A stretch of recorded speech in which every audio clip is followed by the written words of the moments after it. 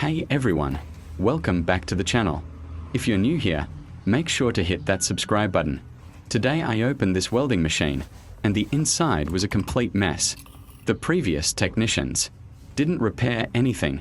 They installed a totally wrong capacitor that doesn't even belong in this machine. It's unsafe and unprofessional. I removed it and replaced it with the correct original spec component. Always trust a real technician.